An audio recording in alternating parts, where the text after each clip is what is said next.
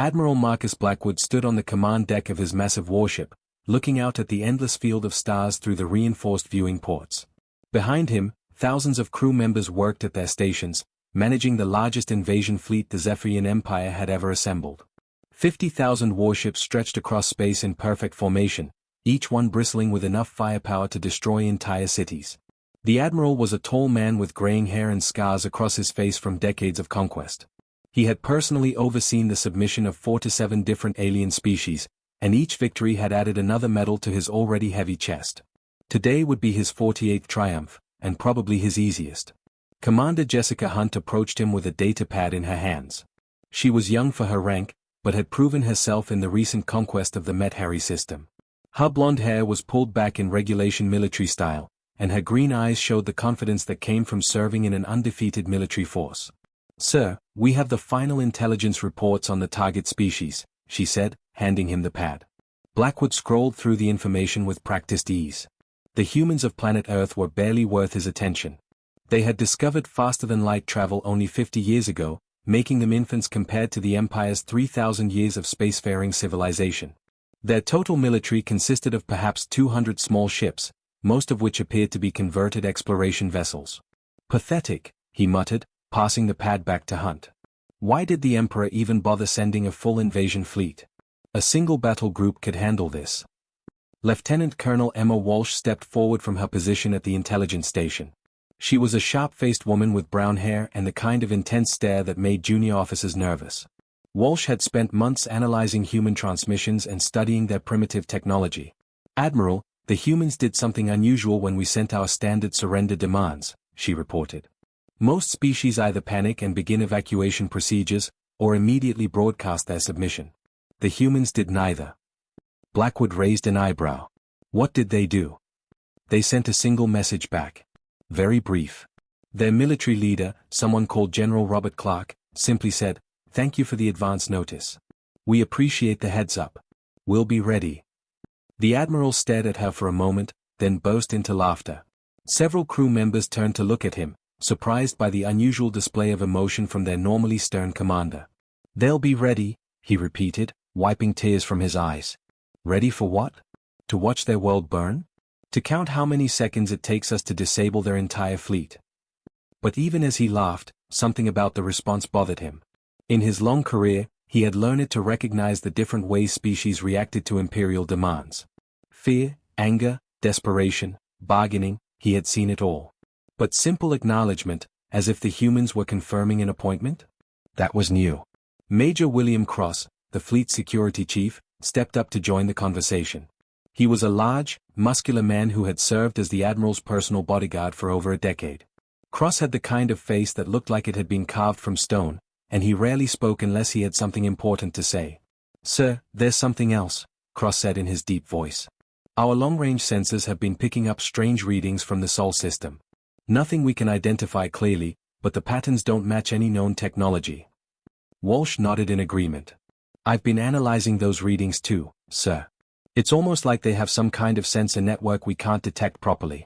But that's impossible with their level of technology." Blackwood waved dismissively. "Every species has a few technological tricks. The Valdorians had those crystal energy weapons that surprised us initially. The Karate had their cloaking systems. But raw firepower always wins in the end, and we have more firepower than any species in galactic history." The massive fleet continued its approach toward Earth, each ship maintaining perfect formation. The Zephyrian Empire had built its reputation on overwhelming force and flawless military precision. Their ships were works of art as much as weapons of war, with elegant curves and gleaming metal hulls that reflected the light of distant stars. Commander Hunt checked her chronometer and announced, "Admiral, we'll be entering the Sol system in 6 hours. Shall I begin preparation for intimidation protocols?" "Yes," Blackwood replied. "Standard procedure. Full fleet display, planetary bombardment demonstration on one of their outer worlds, then the final surrender demand. I want this over quickly so we can move on to more challenging conquests." As the crew began their preparations, Blackwood found himself thinking about that strange human response again. In all his years of conquest, he had never encountered a species that seemed so calm about facing annihilation.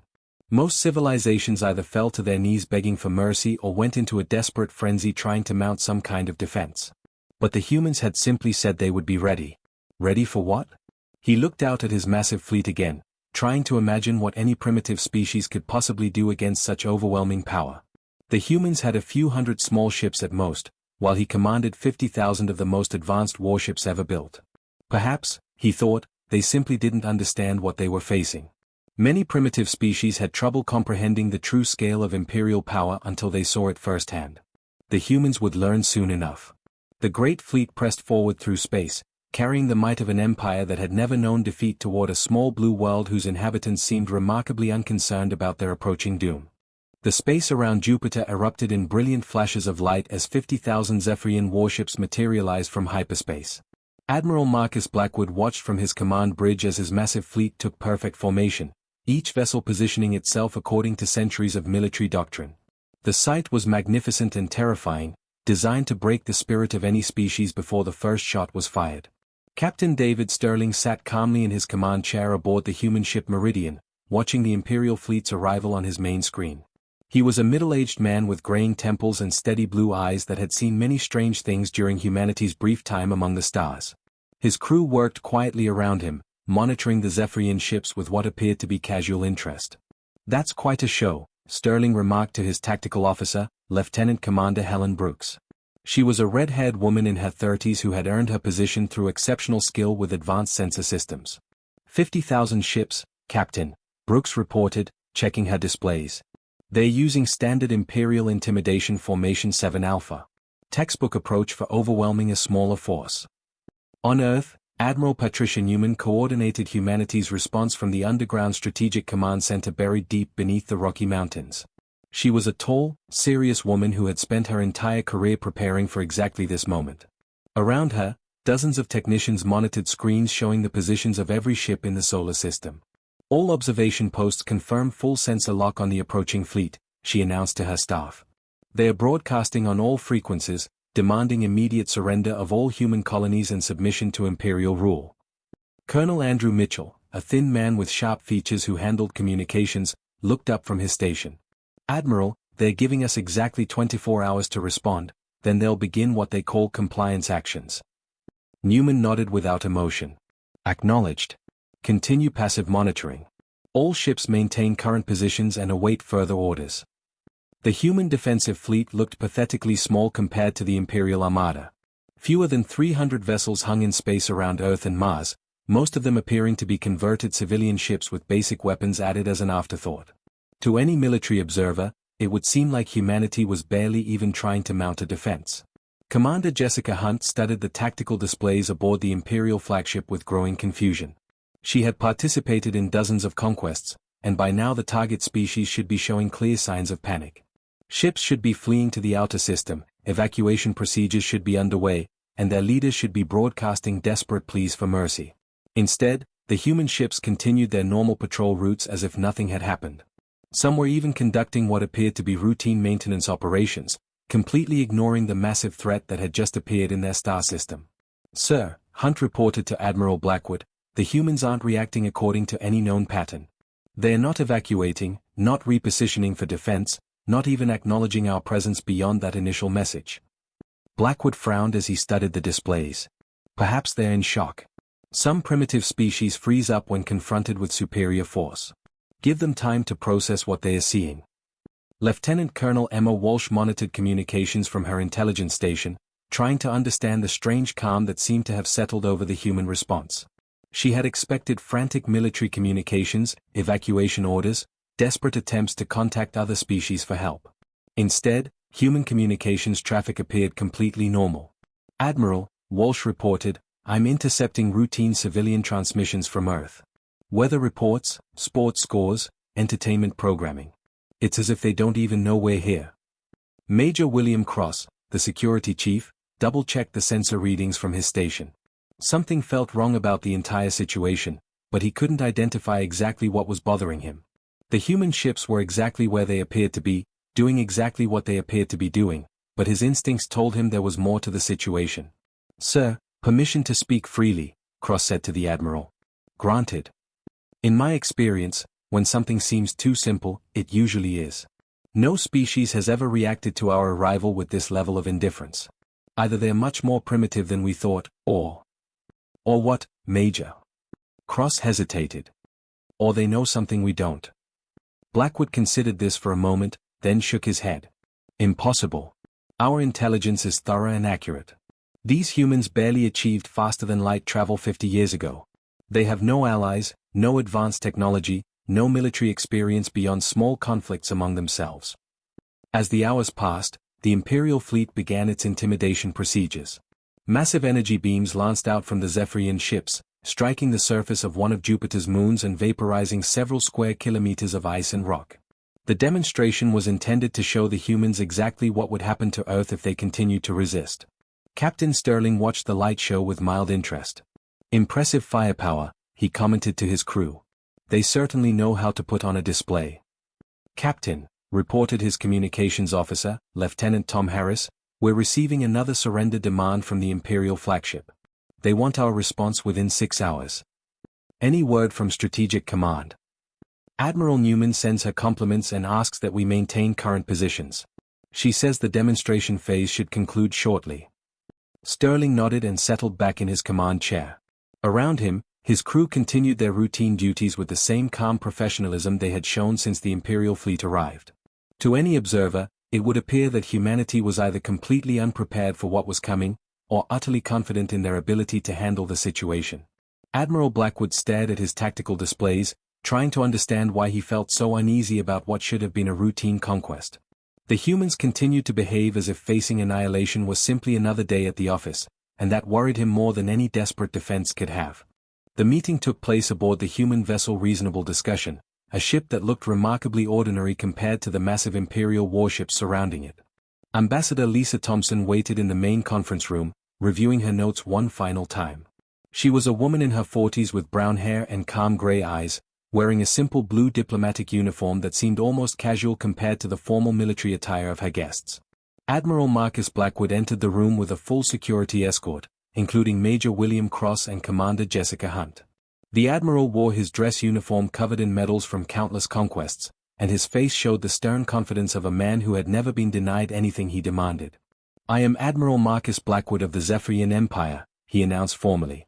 You will surrender your species immediately and accept Imperial rule, or face complete annihilation. Thompson stood up with a warm smile, as if greeting old friends at a dinner party rather than facing the galaxy's most feared military commander. Ambassador Lisa Thompson, representing Earth and all human colonies.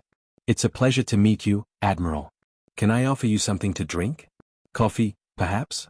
We make excellent coffee. Blackwood stared at her in disbelief. In 3 centuries of conquest, no species had ever offered him refreshments during surrender negotiations. This is not a social visit, Ambassador. Your species faces extinction if you do not comply with Imperial demands. I understand your position completely, Thompson replied, still smiling. However, we've been aware of your empire for quite some time now, and we've made certain preparations for this meeting. Commander Hunt stepped forward, checking her portable scanner. Ambassador, our intelligence shows that humanity has fewer than 300 ships in your entire space fleet. Even if every one of them were a match for our vessels, which they clearly are not, you would still be outnumbered over 160 to 1. Thompson nodded thoughtfully. That's based on what you can observe with your current sensor technology, yes. But tell me, Admiral, how familiar are you with quantum mechanics? Major Cross, standing behind Blackwood, frowned at the question. He had expected desperate pleas for mercy or futile attempts to negotiate terms. Instead, this human woman was asking about theoretical physics. Quantum mechanics are irrelevant to military conquest, Blackwood replied coldly. Superior firepower and tactical doctrine determine the outcome of battles, not scientific theory. Oh, but that's where you're wrong, Thompson said gently. You see, we didn't just discover faster-than-light travel 50 years ago. We learned something much more interesting about the nature of reality itself. Before anyone could respond, Commander Hunt's scanner began beeping frantically. She looked down at the device, then back up at Thompson with wide eyes. Admiral, I'm reading human vessels at multiple locations simultaneously. The same ships appear to be in 17 different positions at once. Thompson's smile widened slightly. Quantum superposition is a fascinating phenomenon. Most species think of ships as existing in one specific location at one specific time. We've found that reality is much more flexible than that assumption suggests. Blackwood grabbed Hunt's scanner and stared at the impossible readings. The display showed human ships flickering in and out of existence across hundreds of locations throughout the solar system. Ships that appeared solid and real one moment would fade away the next, only to reappear somewhere completely different.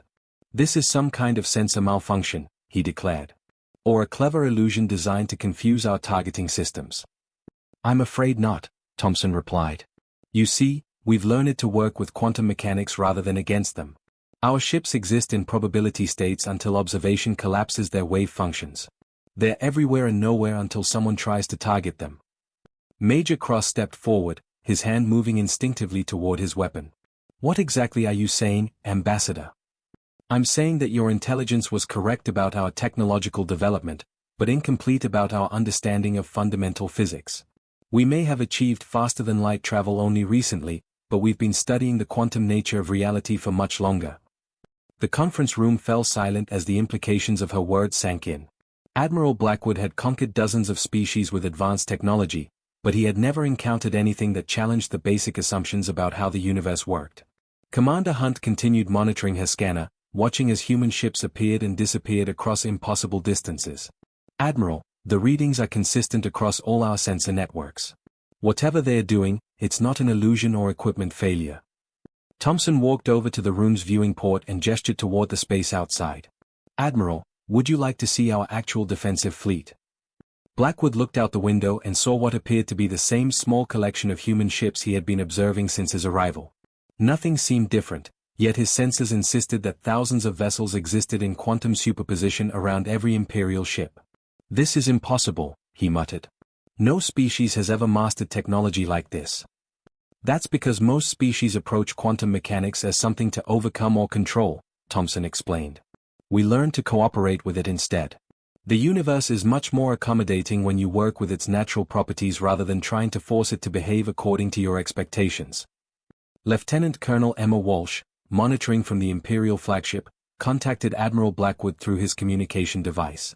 "Sir, our long-range sensors are detecting similar quantum fluctuations around all Imperial colonies. There appear to be human vessels in superposition throughout our entire territory." Blackwood turned to stare at Thompson, who maintained her pleasant expression throughout the increasingly surreal conversation. "Ambassador," he said slowly, "are you telling me that humanity has been observing the entire Zephyrian Empire without our knowledge?" "Oh yes," she replied cheerfully. "We've been quite interested in your civilization for some time now. Your expansion methods are fascinating from an anthropological perspective, though we felt it was time for a change in management style." The Admiral realized that everything he thought he knew about this first contact situation had been completely wrong from the beginning. Admiral Marcus Blackwood's patience finally snapped. He had listened to enough impossible claims about quantum mechanics and probability states. Whatever tricks the humans were using with their sensors, raw firepower would end this conversation quickly. "Enough of this nonsense," he growled, activating his communication device. "All ships, target the human vessels and fire at will.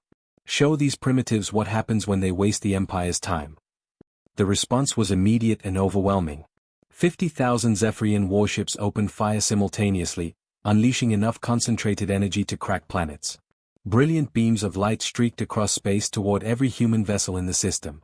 Missile salvos numbering in the millions followed close behind, each one capable of destroying a city. Ambassador Lisa Thompson watched the massive attack through the conference room's viewing port with the same calm expression she had maintained throughout their conversation. She did not flinch or show any sign of concern as the deadly light show approached her people's ships. "Impressive display of firepower," she commented to Admiral Blackwood. "Your weapons technology is quite advanced." Commander Jessica Hunt stared at her tactical display in growing confusion. The energy readings showed that all Imperial weapons had fired correctly and were tracking their targets perfectly. But something impossible was happening to the human ships. "Admiral," Hunt reported, her voice tight with disbelief, "our weapons are passing through empty space. The human vessels aren't where we're firing. They're somewhere else, but our sensors still show them in the original positions." "That's impossible," Blackwood snapped. "Recalibrate the targeting systems and fire again." But even as he spoke, he could see through the viewing port that something was very wrong. The massive energy beams that should have vaporized human ships were instead creating beautiful patterns of light in empty space, like a cosmic fireworks display with no actual targets. Lieutenant Colonel Emma Walsh, monitoring from the Imperial flagship, contacted the Admiral with increasing panic in her voice. "Sir, the humans appear to be observing our targeting solutions and existing elsewhere until our weapons pass through their previous positions. It's as if they're stepping out of reality and back in again." On Earth, Admiral Patricia Newman watched the spectacular light show from Strategic Command with professional interest. Around her, technicians monitored the quantum states of every human vessel in the system. "All ships report successful phase displacement," announced Colonel Andrew Mitchell. "Imperial weapons are tracking probability shadows rather than actual vessel positions." "Excellent," Newman replied. "Begin demonstration phase 2. In space, Captain David Sterling observed the Imperial attack from his command ship with mild amusement. His vessel had been targeted by over 100 enemy ships, but the energy beams had passed harmlessly through the space where his ship appeared to be, while his actual vessel existed in quantum superposition several thousand kilometers away. "Communications," Sterling said to Lieutenant Tom Harris, "send our response to the Imperial flagship." Moments later, Admiral Blackwood received a message from Commander Richard Hayes aboard the human ship Practical Solution. The voice was calm and professional, with a slight hint of amusement. "Admiral Blackwood, thank you for the demonstration. Your weapons are quite impressive. However, we should probably show you what we've been working on while we waited for your arrival." The space around the Imperial fleet suddenly began to change. What had appeared to be empty space moments before filled with human vessels as their quantum wave functions collapsed into observable reality. Not hundreds of ships, but thousands of them, materializing in perfect positions around every single Imperial vessel. Major William Cross grabbed his scanner and watched in horror as the readings showed human ships existing exactly where they needed to be to completely surround the entire Imperial fleet.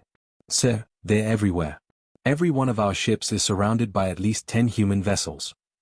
But that was not the most terrifying part of the demonstration. As the human ships became visible, something began happening to the Imperial weapons systems. The massive energy cannons that had been firing moments before started producing streams of colorful light instead of destructive beams. "Weapons systems offline," reported Commander Hunt, panic creeping into her professional composure. "Sir, they've somehow converted our particle cannons into light displays. The energy is still flowing, but it's completely harmless. Pretty colors, but no destructive capability whatsoever." Admiral Blackwood stared at his tactical displays as report after report came in from his fleet commanders. Every single Imperial ship was experiencing the same impossible situation. Their weapons continued to function perfectly from an engineering standpoint, but the destructive energy was being converted into harmless light patterns. Ambassador Thompson's voice came over the communication system, still maintaining that same pleasant, conversational tone. "We've taken the liberty of adjusting your weapons systems, Admiral. No one will be harmed during this demonstration, but we thought it best to ensure everyone's safety." Lieutenant Colonel Walsh contacted from the flagship with desperation in her voice. "Admiral, our engineering teams report that the weapons modifications are happening at the quantum level. They are changing the fundamental properties of our energy discharges. This should be impossible with any known technology."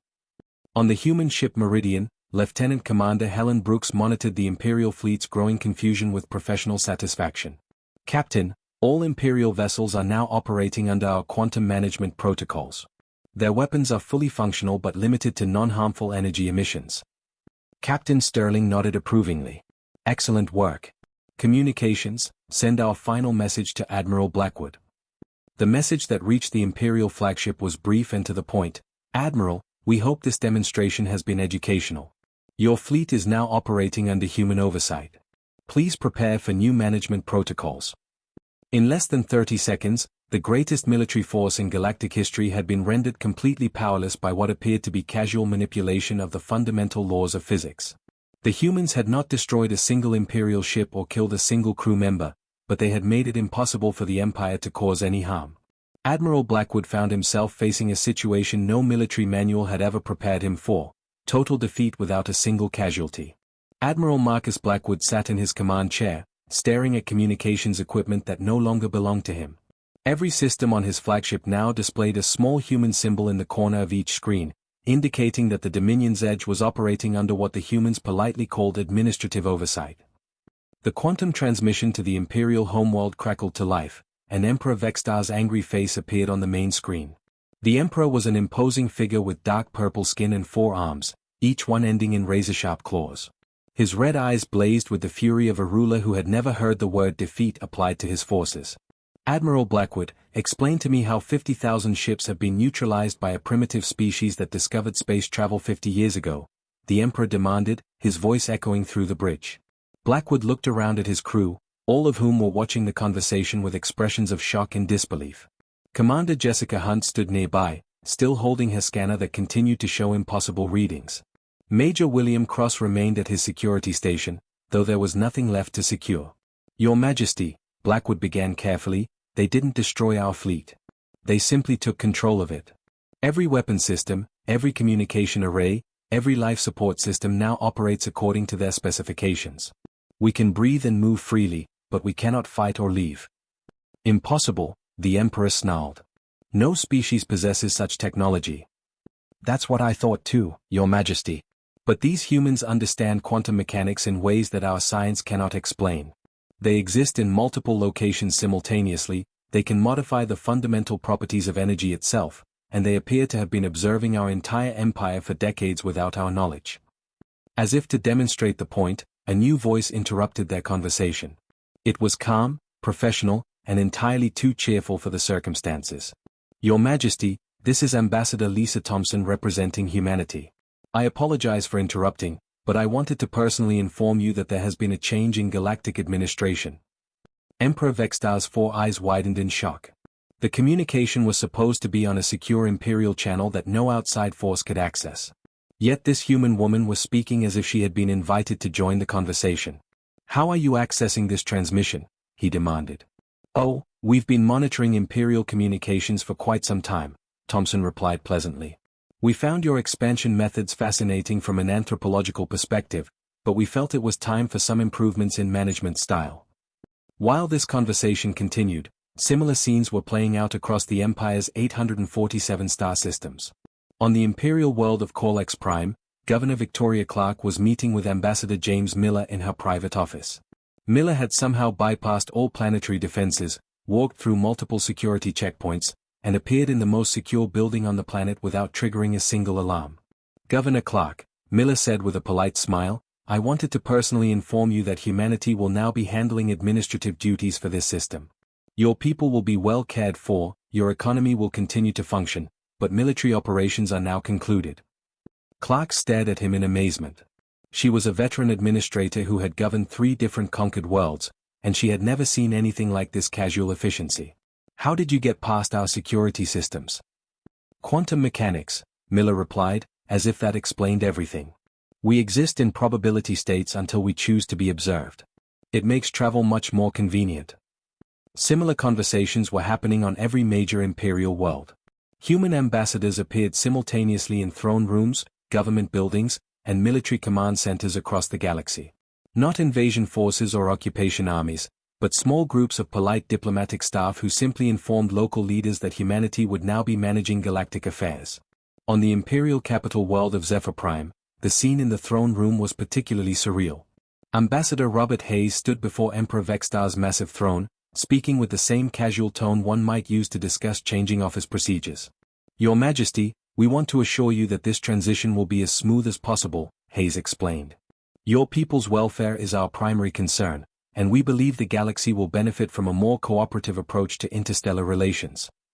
Emperor Vextar, who had ruled through fear and military might for over 2 centuries, found himself nodding along as this human explained how his empire would now operate.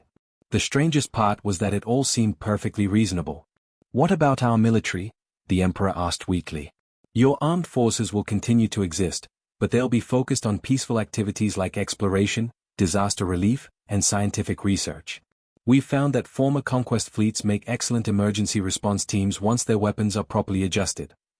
Back in space, Captain David Sterling was overseeing the integration of the former Imperial fleet into humanity's administrative structure.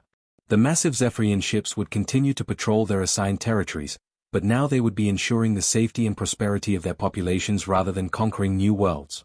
Captain, reported Lieutenant Commander Helen Brooks, all Imperial vessels have acknowledged their new operational parameters. Admiral Blackwood requests permission to continue serving as fleet commander under human oversight. Granted, Sterling replied. Send him our administrative manual and welcome him to the team. Admiral Blackwood received the human manual with a mixture of relief and bewilderment. The document was surprisingly comprehensive, covering everything from conflict resolution to resource distribution to interspecies cultural exchange programs. It read more like a guidebook for running a successful community than a military doctrine. Within 6 hours of the demonstration, every Imperial world had received human administrative staff. The transition was so efficient that many citizens didn't realize their government had changed until they noticed improvements in public services and the complete absence of military recruitment campaigns. The galaxy's new motto became humanity's standard diplomatic closing: no hard feelings about the conquest attempts. We'll take it from here.